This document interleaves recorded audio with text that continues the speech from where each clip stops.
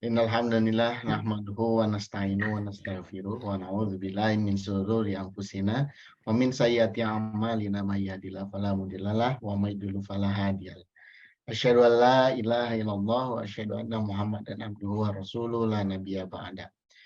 Alhamdulillah, puji serta syukur hanyalah milik Allah Subhanahu wa taala yang telah banyak memberikan kepada kita nikmat iman, nikmat Islam, nikmat kesempatan, nikmat kesehatan, sehingga kita dapat dipertemukan kembali pada forum rutinitas kita pada pagi hari ini, yaitu Golden Habits Forum, yang alhamdulillah pada pagi hari ini telah memasuki episode yang ke-113.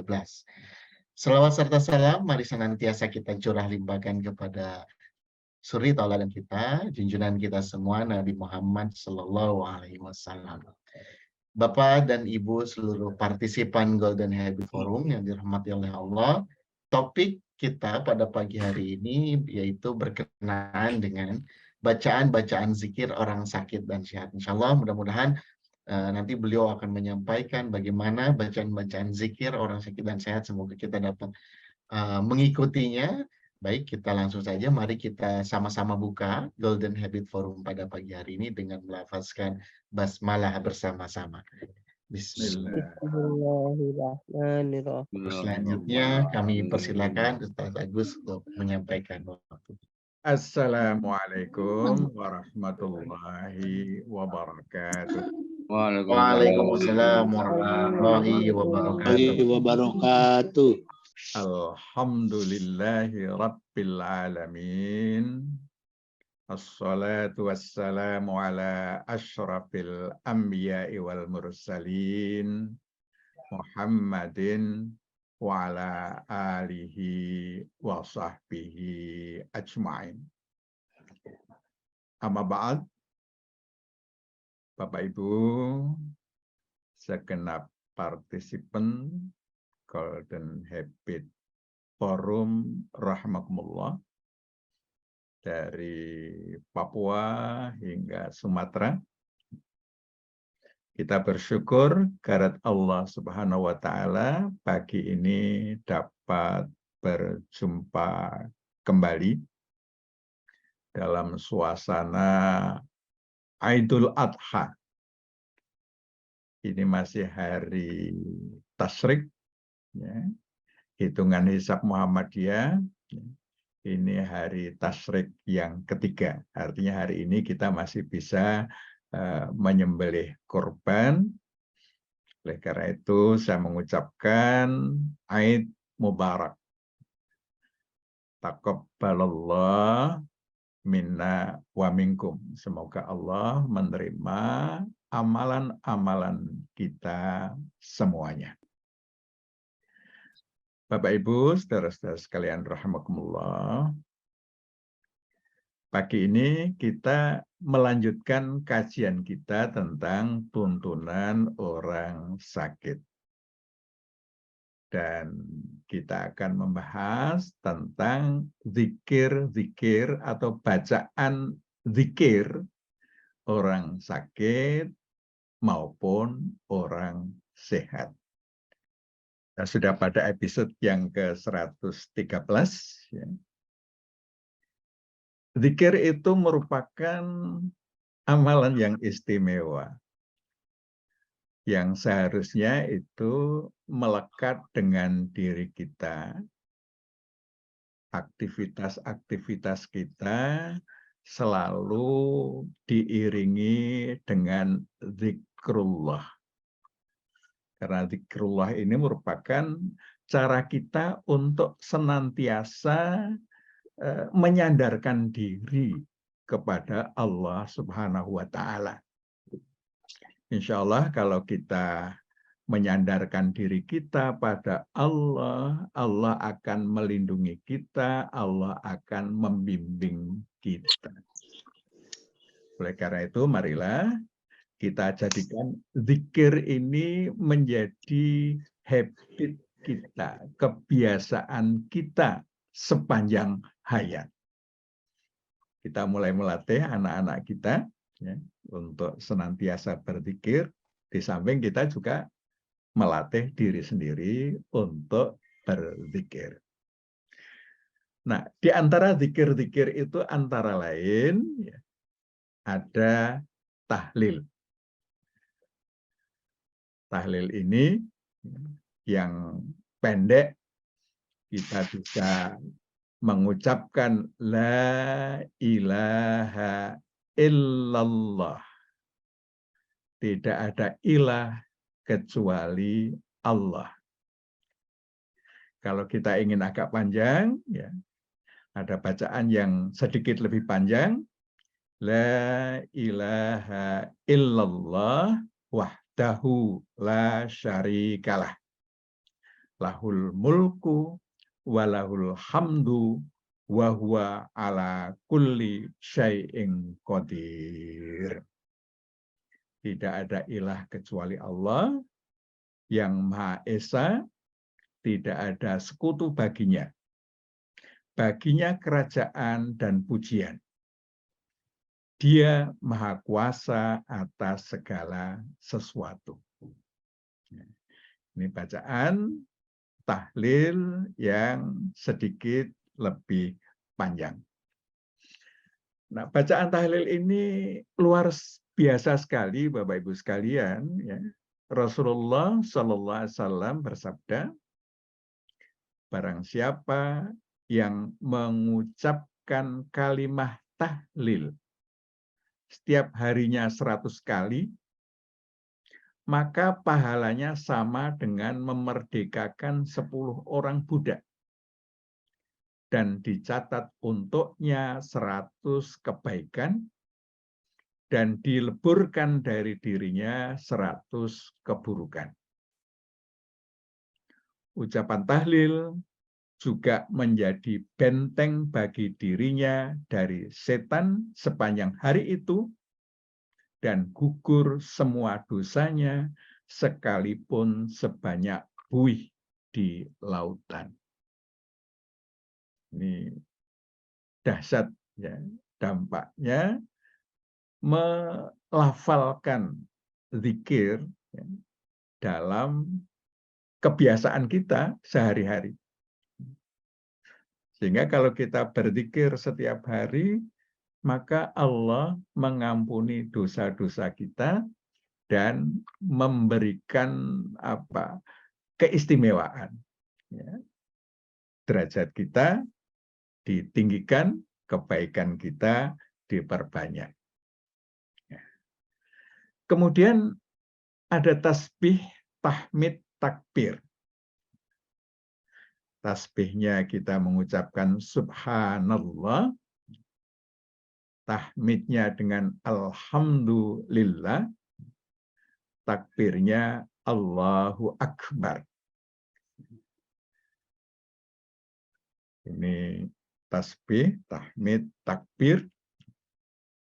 Rasulullah Shallallahu Alaihi Wasallam bersabda, barang siapa membaca tasbih 33 kali, tahmid 33 kali, dan takbir 33 kali, lalu mengenapkan untuk 100 kalinya dengan kalimat la ilaha illallah wahdahu la syarikalah, lahul mulku walahul hamdu wa huwa ala kulli syai'in qadir, maka Allah akan mengampuni dosa-dosanya. Ini maziyah, manfaat, tasbih, tahmid, takbir. Nah, dengan tahlil ini, kita bisa rangkai dalam satu rangkaian zikir, subhanallah, walhamdulillah, wala ilaha illallah, Allahu Akbar. Itu rangkaian yang ada tahlilnya, tasbihnya, tahmidnya, takbirnya.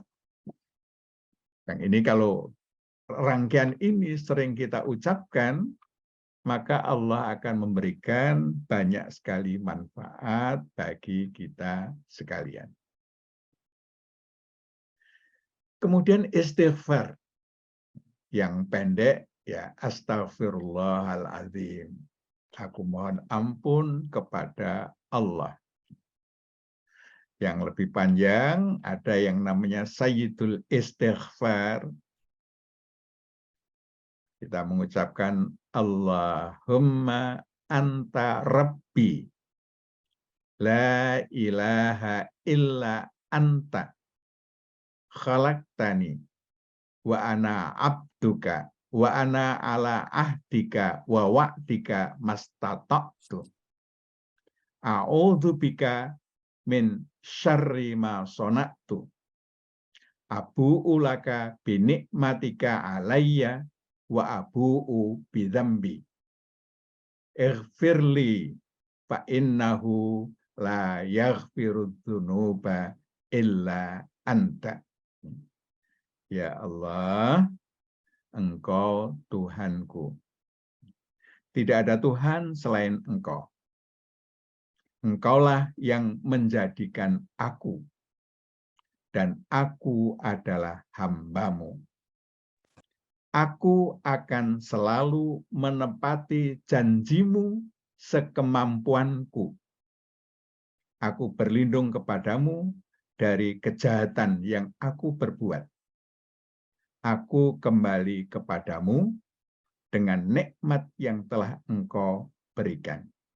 Aku kembali kepadamu dengan dosa, maka ampunilah aku. Sesungguhnya tidak ada yang bisa mengampuni dosa kecuali Engkau.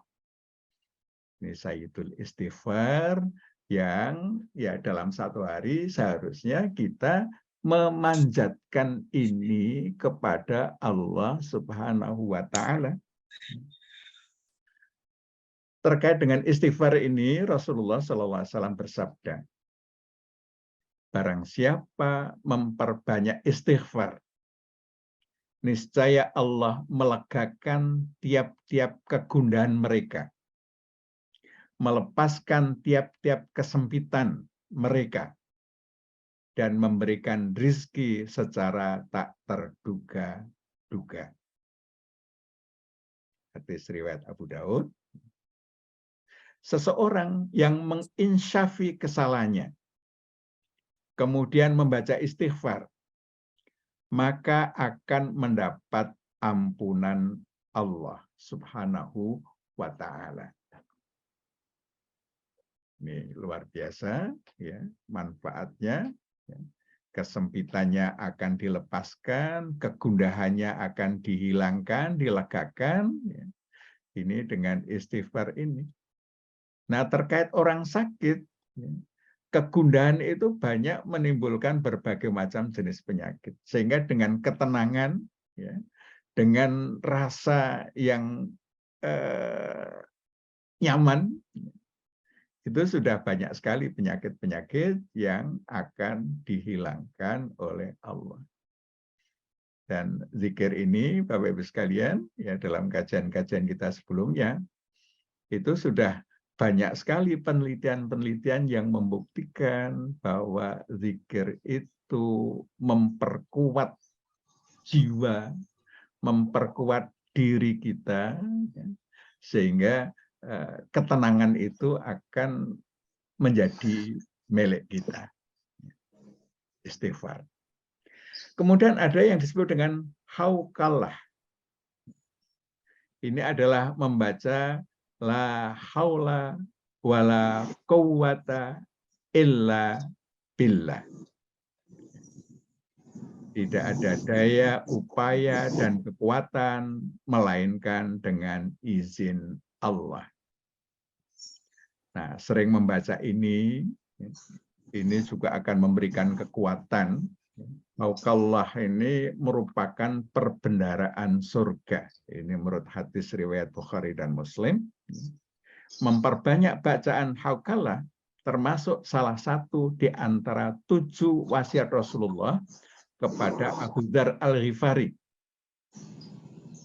Dalam wasiat tersebut dijelaskan bahwa bacaan ini merupakan perbendaharaan arsy.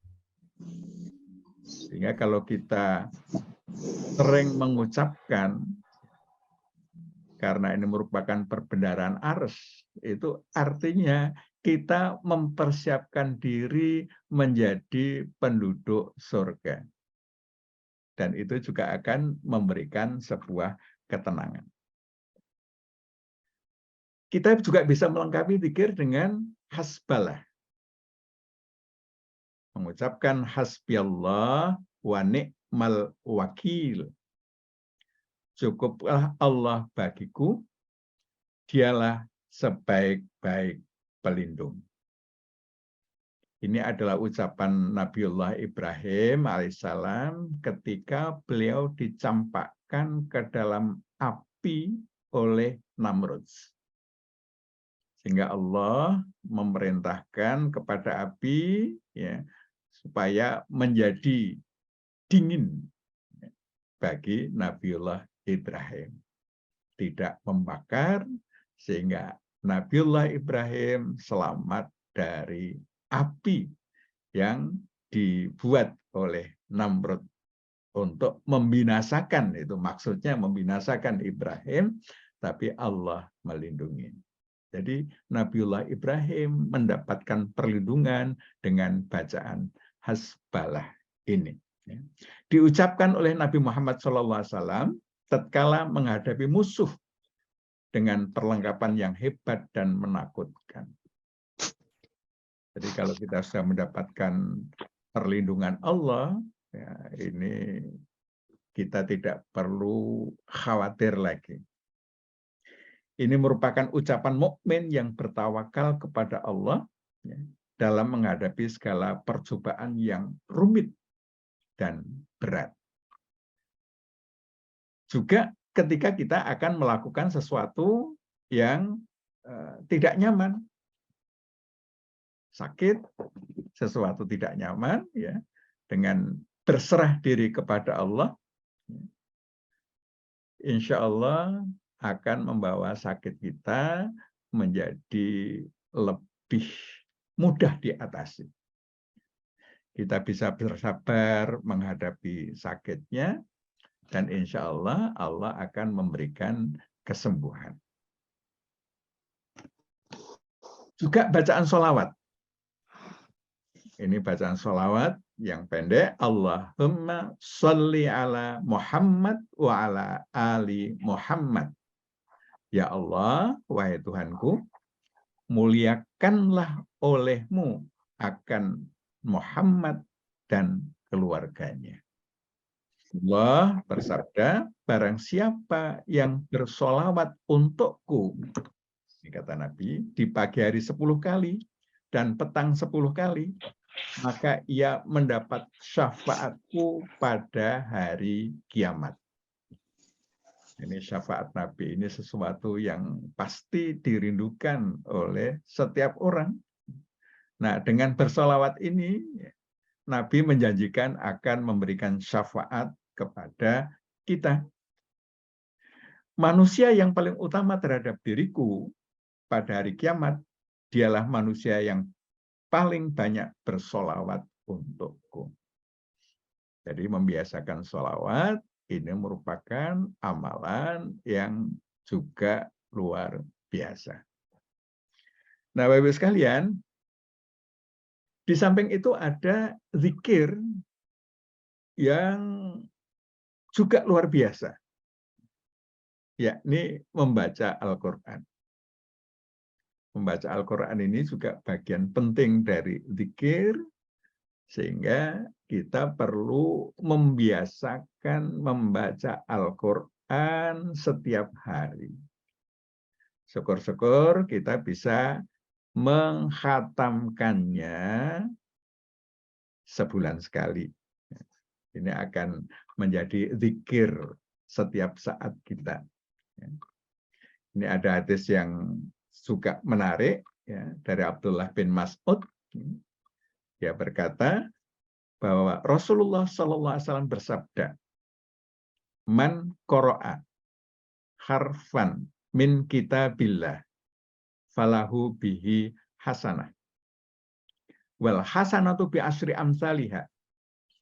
La aqulu alif lam mim harfun walakin alif harfun, walam harfun, wa mim harfun. Siapa yang membaca satu huruf dari kitabullah Al-Quran, maka baginya satu kebaikan. Dan satu kebaikan dilipat gandakan menjadi 10 kali. Aku tidak mengatakan alif lam mim itu satu huruf, akan tetapi alif satu huruf, lam satu huruf, dan mim satu huruf. Ini hadis riwayat Tirmidzi. Jadi membaca Quran itu ya, memberikan manfaat kebaikan. Apa bentuk kebaikannya? Banyak sekali, Bapak-Ibu sekalian. Ini salah satu contoh ya, penelitian dari Dr. Ahmad Qadhi, bahwa ternyata membaca Al-Quran itu memberikan efek relaksasi. Relaksasi itu akan memberikan ketenangan. Jadi orang yang membaca Al-Quran itu akan memperoleh ketenangan. Stresnya turun. Ya. Jadi orang kalau sudah tenang itu meskipun sakit itu ya akan memunculkan kesabaran. Orang yang gelisah, tidak tenang, biasanya ekspresi ketidaksabaran. Jadi dengan dengan ketenangan ini, dia akan sabar di dalam menghadapi penyakit. Nah, penelitian Dr. Ahmad Qadhi ini sudah beberapa kali saya sampaikan, ya, dilakukan kepada orang-orang non-Muslim di Amerika Serikat. Ya. Mereka diperdengarkan Al-Quran, sebelum diperdengarkan diperiksa dulu, didiagnosa dulu kondisi kesehatannya, kemudian diperdengarkan Al-Quran, kemudian diperiksa lagi, didiagnosa lagi status kesehatannya. Ternyata terjadi peningkatan status kesehatan yang sangat signifikan. Ini dari efek mendengar. Nah, kalau kita membaca, tentu efeknya akan lebih dahsyat. Karena ketika kita mendengar, itu dari telinga ya masuk diinterpretasi oleh otak, ya, kemudian sudah sampai di situ. Tetapi kalau kita membaca, kita melihat huruf diimplementasikan oleh otak, kemudian otak memerintahkan kepada mulut untuk mengucapkan bacaan itu, ucapan mulut itu didengar oleh telinga tadi masuk ke otak lagi, prosesnya lebih panjang, dan efeknya tentu lebih dahsyat. Nah, oleh karena itu, membaca Al-Quran ini merupakan bagian dari zikir yang mempunyai efek yang positif ya, bagi kondisi kesehatan kita. Nah, Bapak-Ibu sekalian, saya juga pernah menyampaikan penelitian Profesor Van Hoven di negeri Belanda, bahwa menyebut kata Allah, ya, jadi mengucapkan Allah, itu memberikan efek ketenangan yang luar biasa. Tidak diperoleh dengan mengucapkan kata Tuhan dengan bahasa yang lain. Misalnya God, misalnya Tuhan, atau apalagi. Ya. Tapi hanya dengan Allah. Nah, zikir kita tadi, apakah tahlil, tahmid, ya, tasbih, takbir, semuanya menyebut Allah. Dan kita membaca Al-Quran juga banyak ketemu kata-kata Allah. Maka ini akan memberikan efek ketenangan yang luar biasa, sehingga dengan ketenangan itu kita bisa menghadapi kondisi sakit kita dengan kesabaran. Nah, orang yang sabar menghadapi kondisi sakit, maka Allah akan menghapuskan semua dosa-dosanya. Ini yang luar biasa, Bapak-Ibu sekalian. Oleh karena itu, marilah kita membiasakan untuk berzikir ketika kita masih sehat. Sebab nanti kalau sehat kita nggak biasa zikir, sakit pun kita juga sulit untuk berzikir. Karena dalam kondisi sakit, itu biasanya yang muncul adalah kebiasaan-kebiasaan yang telah berhasil kita bangun sebelumnya. Jadi kalau sebelumnya kita banyak mengucapkan kata-kata yang tidak baik, nanti ketika sakit juga banyak kata-kata yang tidak baik yang terucap. Tetapi ketika kita sehat, sudah membiasakan untuk melakukan zikir pada setiap saat, ya, maka nanti sakit pun kita akan berzikir. Bahkan pada saat sakaratul maut. Saat sakaratul maut itu orang sudah tidak mampu berpikir lagi. Maka yang muncul adalah kebiasaan-kebiasaan sebelumnya. Nah, maka ini ada Ustadz Hanif dari Rumah Sakit Islam Jakarta. Ya. Ternyata orang-orang yang sakaratul maut dibimbing, ditalkin untuk mengucapkan la ilaha illallah. Itu yang berhasil mengucapkan itu tidak banyak. Jadi lebih banyak yang tidak berhasil mengucapkan. Karena apa? Dia sudah tidak mampu berpikir lagi. Maka yang akan terucap adalah yang biasa diucapkan. Nah, ketika kita sehat, biasa tahlil, ya, mengucapkan la ilaha illallah, ketika dalam kondisi panik sakaratul maut, maka kita juga bisa mengucapkan la ilaha illallah. Nah, sehingga kuncinya adalah pada waktu sehat, kita membiasakan untuk mengucapkan ya bacaan-bacaan zikir itu. Syukur-syukur ya kita bisa mengaitkan zikir dengan aktivitas. Jadi dibuat pola zikir terkait dengan aktivitas. Sehingga kalau kita melakukan aktivitas tertentu, maka di situ ada zikir-zikirnya.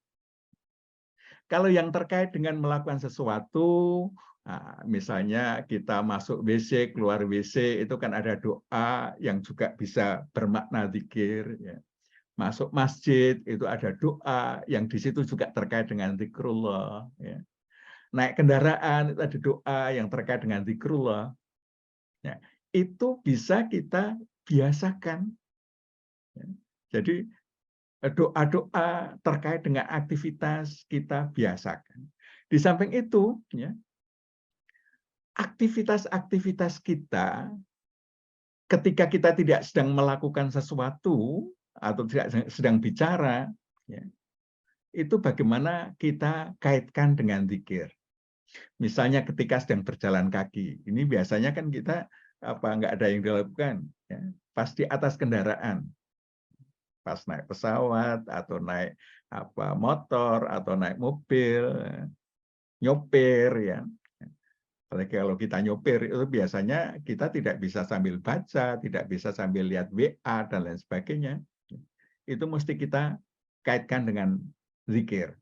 Waktu mengantri, waktu memasak, waktu olahraga. Nah, bagaimana ini kita setting ya sehingga terpola. Kalau jalan kaki itu langkah kita, ya ini mungkin jalan kaki yang sendirian, yang tidak sedang bicara dengan yang lain, tidak sambil ngobrol, ya. Itu kalau jalan kaki kita buat pola, ya.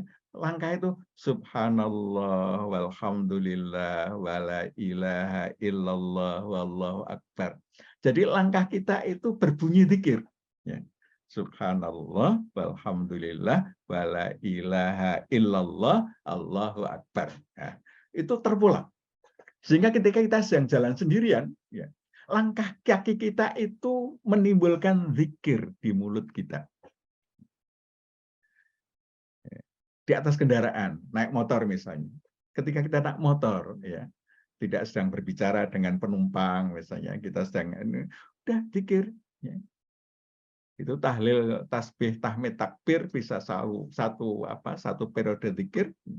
Subhanallah, walhamdulillah, wala ilaha illallah, wallahu akbar. Terus kita ucapkan ketika kita sedang beraktivitas tertentu. Ngantri, memasak, ibu-ibu, ya. Jadi masak itu bukan blank, suara nggak ada yang dilakukan, hanya fokus pada apa masakannya, bumbunya dan lain sebagainya. Tapi juga ada zikirnya. Sehingga ketika masak kita zikir, ketika olahraga kita zikir. Ya. Jadi misalnya renang ya, Subhanallah, walhamdulillah, wala ilaha illallah, Allahu Akbar. Jadi gerakan-gerakan itu terpola dengan zikir. Nah, kalau ini bisa kita lakukan, kita biasakan, Bapak-Ibu sekalian, aktivitas kita terkait dengan zikir, maka zikir itu akan menjadi sesuatu yang otomatis kita lakukan. Ini yang penting. Karena proses otomatisasi ini menjadi proses penting sehingga waktu-waktu kita selalu terikat dengan zikir. Nah, Bapak sekalian, ya tidak lama kita membiasakan ini. Ya, kalau kita mudawah makan 3 bulan, ya, tiap hari kita lakukan begitu, maka akan menjadi pola seumur hidup. Jadi kalau misalnya Bapak Ibu sekalian akan lebih menspesifikkan lagi misalnya, kalau kita ke masjid, ya, yang dibaca apa, ya, nah itu di samping langkah-langkah itu adalah langkah-langkah yang berisi zikir. Ya. Saya pernah mendengar ya dari Allahu Yarham Pak A.R. Fahruddin, ya, bahwa Ki Bagus Hadikusumo yang pernah memimpin Muhammadiyah, ya, itu kalau berangkat dari rumah beliau di Kauman ke kantor PP, itu jalan kaki. Ya. Nah itu ditegur itu kadang-kadang terlambat meresponnya karena zikir. Ya. Jadi biasanya ya ada yang menegur, ya suka terlambat menyelesaikan zikirnya baru merespon. Ya. Itu artinya apa? Artinya langkah-langkah beliau itu diisi dengan zikir. Nah, Bapak-Ibu sekalian, ketika kita sedang sehat, sudah membiasakan zikir, maka nanti ketika sakit, kita juga akan tetap berzikir. Oleh karena itu, ya, Bapak-Ibu sekalian, mudah-mudahan ya, kita semua diliputi dengan zikrullah. Saya kira demikian, Bapak-Ibu sekalian. Ya, mudah-mudahan banyak yang bisa memberikan insight yang lebih luas lagi. Ya. Kita di beberapa minggu yang lalu sudah mempresentasikan penelitian Masarie Emoto, pengaruh doa, pengaruh zikir pada air yang menimbulkan kristal yang luar biasa. Maka kalau kita suka berzikir, tentu kondisi kita akan menjadi luar biasa.